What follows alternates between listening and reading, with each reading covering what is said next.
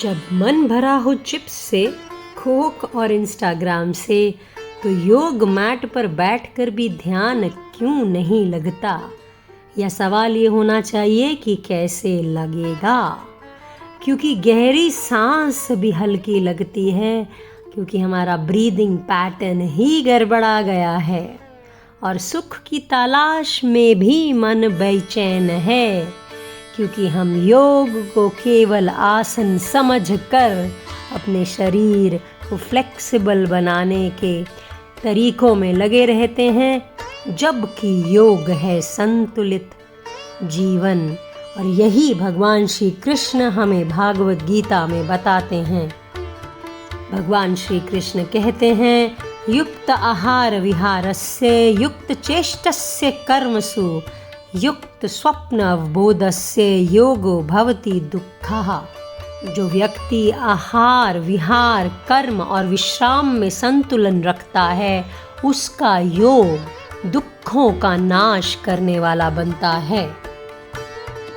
योग क्लास जाना, आसन करना, ध्यान लगाना, ये योग के सिर्फ एक हिस्सा है। अगर जीवन के बाकी हिस्से असंतुलित हैं, तो वो ध्यान भी सिर दर्द बन सकता है। पाचन बिगड़ा तो ध्यान नहीं लगेगा, नींद पूरी नहीं हुई तो शरीर साथ नहीं देगा, आसन नहीं लगेगा।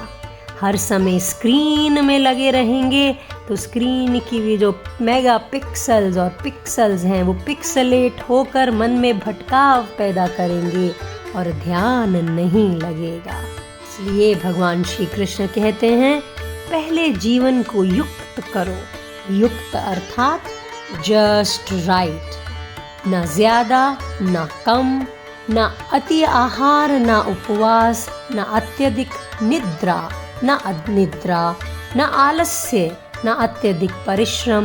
युक्त जीवन है योग का आधार, क्योंकि संतुलन ही एकमात्र भूमि है जहाँ आत्मा और शरीर मिल सकते हैं।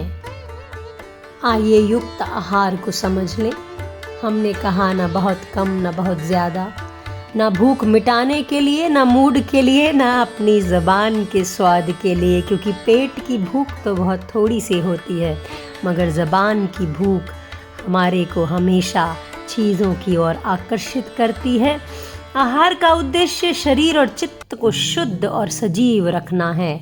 तो युक्त आहार का अर्थ सात्विक भोजन, समय पर भोजन, सजग अर्थात माइंडफुल होकर भोजन, ना कि सिर्फ बैठे हैं तो हम चिप्स को चपचपाए जा रहे हैं, कोला पे कोला चल रही है, कोई मैच चल रहा है तो पॉपकॉर्न या और जितने भी तरह के फ्राइड स्नैक्स हैं वो चल रहे हैं। और आजकल तो भोजन की भरमार है, ऐप्स ने हमारे लिए भोजन बहुत आसानी से उपलब्ध करा दिया है और हम लगे हैं ऑर्डर करने और अपने पेट में उनको उड़ेलने। युक्त विहार, आराम और मन को बहलाना भी ज़रूरी है। मन को खुशी देना, संगीत सुनना, प्रकृति के सानिध्य में रहना, ये सब विहार का हिस्सा है। और आज हमारा विहार क्या है?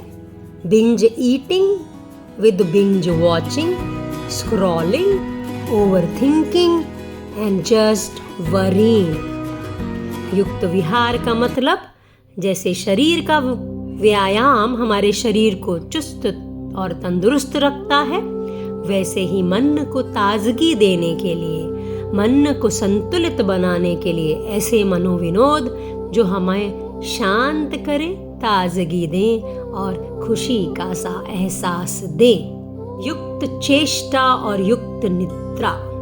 हम दिन भर भागते हैं और फिर रात भर जागते हैं, ये अयुक्त जीवन है। युक्त चेष्टा अर्थात कार्य समय पर संयमित ऊर्जा के साथ युक्त स्वप्न और अवबोधन अर्थात पर्याप्त शांत नियमित नींद और सही समय पर जागना, रात्रि में गैजेट डिटॉक्स, और यही संतुलन हमारे लिए बहुत ज़रूरी है। और जब ये सब संतुलित हो जाते हैं तो सब सहज हो जाता है। ध्यान सहज रूप से होता है, आसन स्थिर होता है और योग दुखों का नाश करता है। अगर योग से दुख नहीं घट रहा तो ध्यान की विधि नहीं, जीवन की गति सुधारिए। योग सिर्फ ध्यान की मुद्रा नहीं, बल्कि एक ऐसा जीवन है जहां हर कदम, हर सांस, हर निवाला, हर नींद और हर जागना एक अभ्यास बन जाए। युक्त जीवन ही योगमय जीवन है और यही श्री कृष्ण का संदेश है और यही आज के युग की जरूरत है। आज का संकल्प, मैं संकल्प लेती हूँ कि अपने आहार, विहार, व्यवहार, नींद, जागरण और कर्मों में संतुलन लाऊंगी, क्योंकि संतुलन ही वह भूमि है जहाँ योग अंकुरित होता है और दुख समाप्त हो जाते हैं। ओम शांति शांति शांति। हरि ओम। नमस्कार।